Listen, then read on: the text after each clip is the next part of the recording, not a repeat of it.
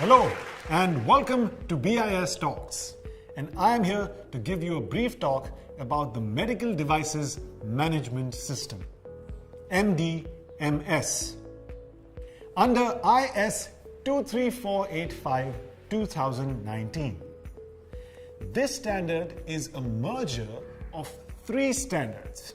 I'm happy to report that IS 23485 is one of the Indian standards which we have developed, and this takes care of the quality of management system of IVD as well as non-IVD for safety as well as performance.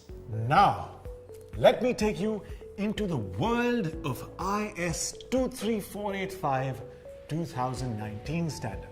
Let's start with Section 1. Under Section 1, it specifies requirements for a quality management system that can be used by an organization involved in one or more stages of the life cycle of a medical device. Section 1.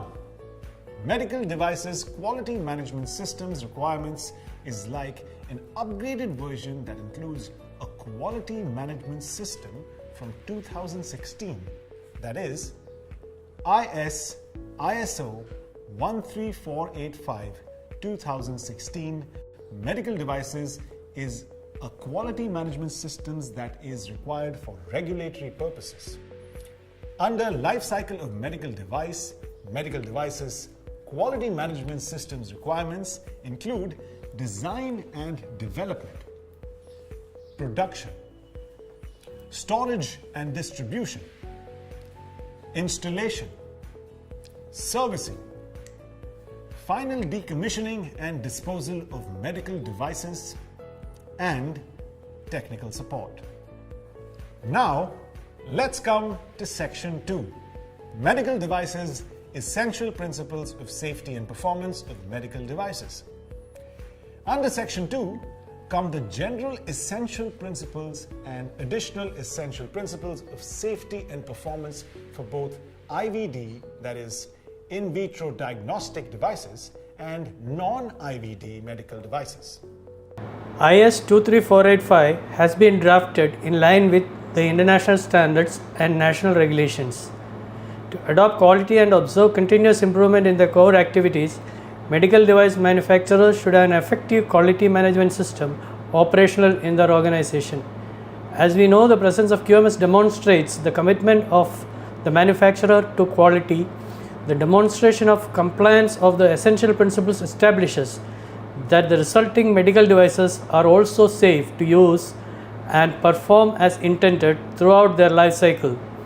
The essential principles of safety and performance had already been published as two parts of ISO 16142 for non-IVD and IVD devices. Their content is same as the corresponding international standards. Section 2 of IS 23485 contains these requirements. Now, with the introduction of IS 23485-2019 medical devices quality management system requirements and essential principles of safety and performance for medical devices, all three standards have been merged, which means for all the requirements, there is only IS 23485-2019. 23485 is addition to 13485. There are some more specifics to that. Now after 23485 we are going to have a product certification. So this will be a product which will be certified that this is as per the standards, and it is equal to a international standard, because India is a signatory to ISO, and whatever certificates are issued by ISO international standards are actually the same. So there is nothing different like ISO is different or 13485 issued by Indian organization is different. It is same. It is the same book, it is the same standard, it is applied in the same way, except here it is inspected by the government authority, that is BIS, and there it is you are sort of controlled by a notified body, which is not under government control. But the distinctiveness of IS 23485-2019 standard is that it can also be used by suppliers or other external parties providing products. For example, raw materials, components, sub-assemblies, medical devices, sterilization services, calibration services, distribution services, maintenance services to medical device manufacturers. Compliance to IS 23485-2019 would include compliance to essential principles of safety and performance, as well as to QMS, which is Quality Management System requirements. To demonstrate compliance to IS 23485-2019, an organization firstly has to show compliance to ISO 13485, that is the Medical Devices Quality Management System. A quality management system is a way of defining the quality policy, objectives, and responsibilities within an organization, and how an organization can meet the requirements of the customers. It is a system that repeatedly makes sure that the product goes through vigorous testing and improvement by going through plan, do, check, act cycle. This is not a line but a cycle, a set of actions that help again and again until the final product is devoid of any flaws and is in perfect working state. Let me explain how the PDCA improvement cycle is applied to the quality management system. One of the most important parts of the quality management system is planning of quality objective and of the quality system, which will be ultimately used to monitor the quality management system and its processes. All the objects and goals must be fixed and rigid beforehand. Planning must be foolproof. Next comes the leadership commitment to lead the organization towards a greater customer focus by creating a quality policy and defining organizational roles and responsibilities. Good leadership makes sure that the way forward for an organization is without any roadblocks or U-turns. This is followed by identification of risks and opportunities within the quality management system and addressing them accordingly, as well as setting quality objectives and planning changes for the support of continual improvement. Risks need to be taken, not the reckless ones, but the planned ones. The last step of the phase is to determine and implement the support structure necessary to execute your plans, which includes planning resources, identifying competencies, raising awareness, and establishing processes for the creation and control required for documentation. After a successful planning of the quality management system, one has to implement it, which brings us to the do part of the PDCA cycle. For MDMS, it means resource management and product realization. Resource management can be broken down into 4 components. First is provision of resources. Second is human resource. Third is infrastructure. Fourth is work environment and contamination control. Let's start with the first of the 4, provision of resources. You need to have all the resources you need to complete the task beforehand. Being prepared with all the necessary tools will make things much easier for you. As they say, well begun is half done. Begin well and you will definitely meet all the customer needs and regulatory checks. Next in line of resource management is human resource. The organization needs to ensure that all the employees have appropriate knowledge, training, and expertise to perform their jobs with quality. Next in line of resource management is infrastructure, probably the most important part of any factory. The infrastructure is any building, workspace, and utilities, equipment, and supporting services that guide in transportation, communication, or information systems. The better the workplace, the better the employees, and hence the better the final product. Don't forget, a healthy infrastructure not just needs a good machinery, but also a healthy, efficient environment. Which brings me to my next point, work environment. Environmental factors are necessary as a part of the quality management system because they directly influence the product and the service quality. Environment includes social, psychological, or physical factors.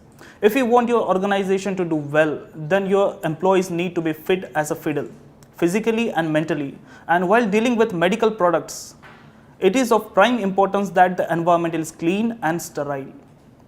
Now let me take you through the product understanding in simple terms. It is something that is designed to help you maintain control of your ISO 13485 medical devices quality management system. Designs must be developed and controls must be implemented for any externally provided product, service, and processes. This will involve monitoring, measuring, analyzing, and evaluating your products and services to confirm that they meet the requirements. Also, the processes are suitable and effective and that no customer service goes unachieved. Without continuous and close monitoring, it is easy for the work to be misdirected. A key method for assessing the effectiveness of the quality management system is the internal audit of its processes. In addition, management review of the collected data should be performed to identify any issues and to plan for any necessary changes. Now to act on these processes, it is the time to address whatever issues that may have risen during the check part of the cycle.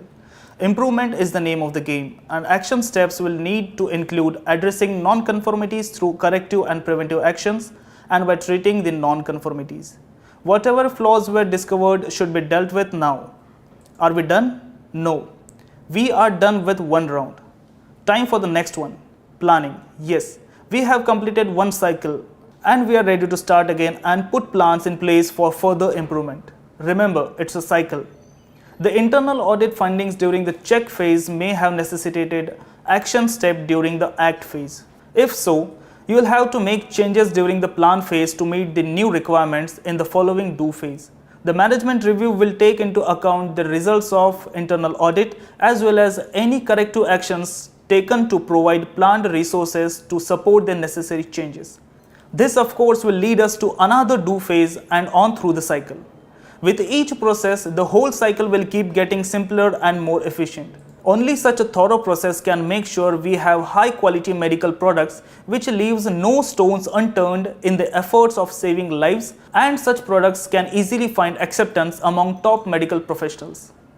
The section 2 of IS 23485-2019 provides 6 general principles for all medical devices and additional principle specific to IVD and non-IVD medical devices. Essential principles are broad, high-level criteria for design, production and post-production, including post-market surveillance, which are applicable throughout the life cycle of all medical devices, which ensure their safety and performance. These essential principles are intended to assist the manufacturers with fundamental design and manufacturing criteria that need to be considered during the design and manufacturing processes that we have already discussed during the do part of the PDCA cycle of your quality management system. To keep the spectrum complete, we also have quality assurance system for delivery of health services in the hospitals. We take utmost care and create standards which will help the hospitals to deliver the optimum services, which is a combination of practices, equipments and the healthcare, the training of the healthcare professionals. These includes various aspects which is also taking care of the IVD and non-IVD devices in the hospital. So with this, I want to say that we have a complete range of standards which will help us to deliver quality health services. That is our mandate and we try to do it to the best possible manner. Organization desirous of obtaining system certification as per any management system standard has to do the following. Pre-application stage preparedness.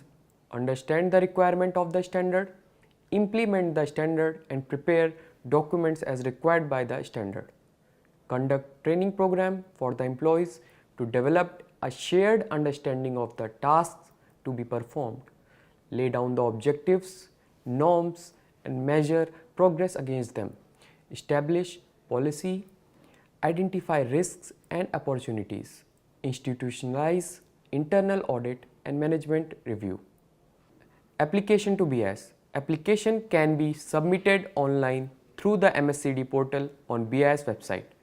During application, identify the regional offices under whose jurisdiction premises is located and contact the concerned management system coordinating officer. MSUR will guide you about the process of application and extend necessary support in the certification process. On acceptance of application, dates for the stage 1 audit is communicated along with the details of the auditor and fee to be submitted. Stage 1 audit is the occasion to verify the authenticity and adequacy of the information shared by the organization, reading its preparedness through verification of documents, field visit and discussion with the team and top management. Instances of non-conformity are communicated for corrective action within the mutually agreed time frame. On successful completion of stage 1 audit, stage 2 audit is planned for final verification of the compliance with the requirements of the standard. In case there is some corrective action still required to be taken, 45 days time is given to the organization to do that. On successful completion of the stage 2 audit, license is granted, which has validity for 3 years. As you already understand that BIS grants the license for 3 years. Now during the 3 years period, BIS undertakes 2 surveillance audits to ensure that the organization has stayed compliant to the requirements of the standard. I urge you to come forward and implement, because not only it will increase your productivity but also it will save life, and as you know, each life is precious as each life has a purpose. BIS, with its vast experience and strong team of professionals, will always be by your side in this wonderful journey. Friends, the best medical products in the world are being created in India today, not just for Indians, but also for export. Manufacturers of medical devices are in the business of saving lives, and hence this is one area where we cannot relax quality. So making sure that these products are of the best quality is not just a moral but a national responsibility. Goodwill is often the best form of profit. Thank you and Jai Hind.